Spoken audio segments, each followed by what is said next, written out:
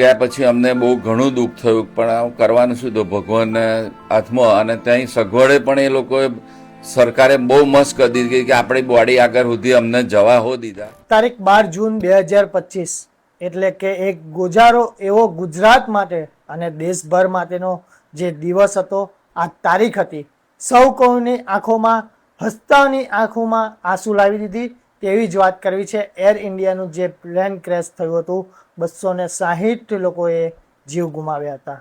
વાત કરવી છે આણંદ જિલ્લામાંથી જે 33 લોકોએ આ જ પ્લેન ક્રેશમાં પોતાના જીવ ગુમાવ્યા. તેવો જ પરિવાર, બોરસદનો એક પરિવાર આપણી સાથે જોડાઈ ગયો છે, જે અમની સાથે જ આપણે સીધી પરિવાર સાથે જ વાત કરવી છે. જી, આપણું કોણ પ્લેન જે દુર્ઘટના થયું તેમાં કોણ સવાર હતું?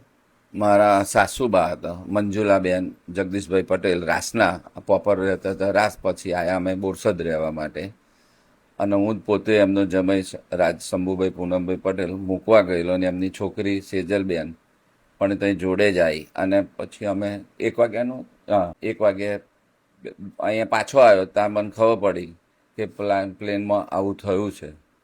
પછી હું તરત જ પાછો ગયો, અને ત્યાંની સરકારે પણ બહુ લાભ આપ્યો અને બહુ સેવા કરી, અને સારી સગવડો પણ સરકારે આપી આપણને. તમે જે સમયે તમને આ સમાચાર તમે જોયા, તમે ત્યાં પહોંચ્યા, ત્યાં ગયા ત્યારે ત્યાંની પરિસ્થિતિ કેવી હતી?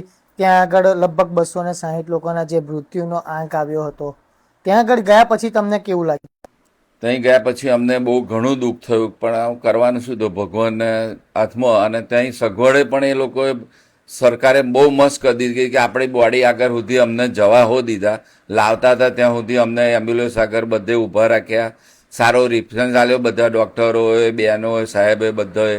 અને બધી ફૂલ સગવડ આપી. સાંજે અમને જમવાની સગવડ આપી, પેલામાં બેસાડીને બધા એનું કાગળિયા એકદમ ડોક્યુમેન્ટ ઓકે કરાવીને જ બધાને ઘરે આવવા દીધા. અને બીજા બાકી હતા તો બીજે દિવસે પણ અમને બધાને સારો સહકાર આપી અને સારો બધો પરિચય કરાયો. તમે ફ્રેમ લઈને બેઠા છો હાથમાં, તે શું છે આ ફ્રેમમાં?